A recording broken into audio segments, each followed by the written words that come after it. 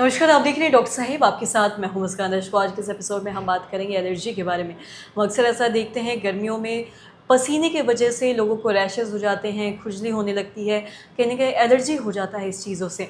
आज हम इसी पे तमाम जानकारी लेंगे और ये जानेंगे कि ऐसे इससे कैसे बच सकते हैं और साथ ही अगर ऐसा होता है, घमौरी हो जाता है, रैशेज़ हो जाते हैं या फिर कोई एलर्जी हो जाता है गर्मी की वजह से या पसीने की वजह से, तो ऐसे में क्या लगाना है?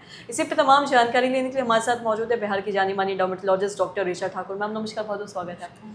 हम आपसे जानना चाहेंगे, अक्सर देखते हैं गर्मी में पसीने की वजह से या बाहर जाने की वजह से लोगों को रैशेज़, धूप में जाने की वजह से खुजली, ये सारी चीज़ें होती हैं, तो ऐसे में क्या करना चाहिए, इस बारे में थोड़ा बताएँ? जब भी गर्मी में टेम्परेचर अबव 40 जाता है तो घमौड़ियाँ हम देखते हैं।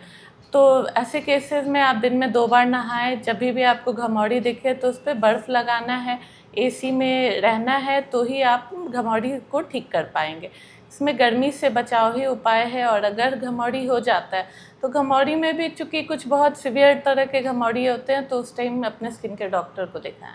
जी, और साथ ही हम देखते हैं, अक्सर ऐसा देखते हैं कि घर में गर्मी में नहाना कितना ज़रूरी है, क्योंकि कई बार लोग हैं जो स्किप कर देते हैं, बहुत सब तो नहीं लेकिन कुछ ऐसे भी लोग हैं जो सोचते हैं कि घर में है, एसी है, कहीं बाहर नहीं जाना है तो आज नहाते नहीं हैं, स्किप कर देते हैं और इस वजह से भी कहीं न कहीं एलर्जी का एक कारण बन जाता है।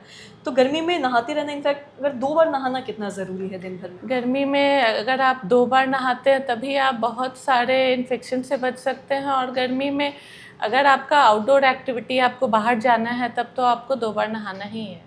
जी, और साथ ही एलर्जी की बात करें तो कई बार ऐसा भी देखते हैं कि बच्चों में अगर एलर्जी हो जाता है, रैशेज़ हो जाते हैं, तो घर वाले लोग दवाई ना दे के उसे पाउडर लगाना शुरू कर देते हैं। तो ये कितना सही है या गलत हो सकता है? क्या ऐसे सही में इससे घमौरी या फिर रैशेज़ ठीक हो सकता है? घमौड़ी में पाउडर में एक्चुअली कुछ-कुछ पाउडर में कुछ प्रोडक्ट्स होते हैं जिसके कारण सूदनिंग इफ़ेक्ट होती है। तो वो घमौड़ी में हेल्प करता है और पसीना निकलना भी कम करता है, तो लगा सकते हैं, इसका कोई नुकसान नहीं है। जी, और अक्सर ठंडक के कारण ही लोग हैं जो पाउडर वगैरह लगाते हैं। तो बर्फ़ लगाना, जैसा कि आपने बताया भी कि बर्फ़ लगाने से भी ठीक हो सकता है।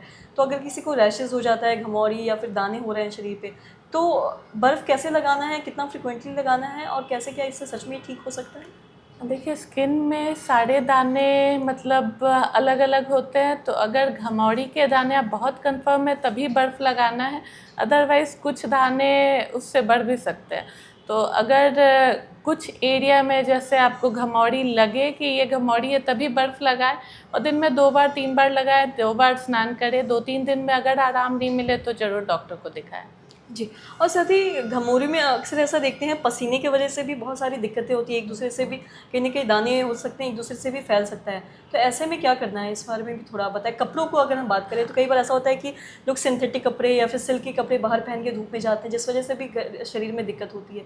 तो कपड़े कैसे पहने ताकि सब ना हो? गर्मी में कॉटन, लिनन इस तरह के ही कपड़ों का इस्तेमाल करें। सिल्क से अवॉइड करें तो ही बेहतर रहेगा। और स्नान करना है और 2 टाइम स्नान करना है। कॉटन कपड़े पहनेंगे तो बहुत सारी इन्फेक्शन से आप बचेंगे। इवन कॉटन के कारण एलर्जीज़ भी बहुत कम होती है। जी, मैम बहुत-बहुत शुक्रिया तमाम जानकारी देने के लिए। तो आशा करते हैं दर्शकों की जो तमाम जानकारी है आपको लाभदायक रही हो। तो आज के इस वीडियो में इतना ही। अगर आपने अब तक हमारे चैनल को सब्सक्राइब नहीं किया तो तुरंत कर लें, साथ ही हमारे फेसबुक पेज को लाइक करें। वीडियो देखने के लिए आपका धन्यवाद।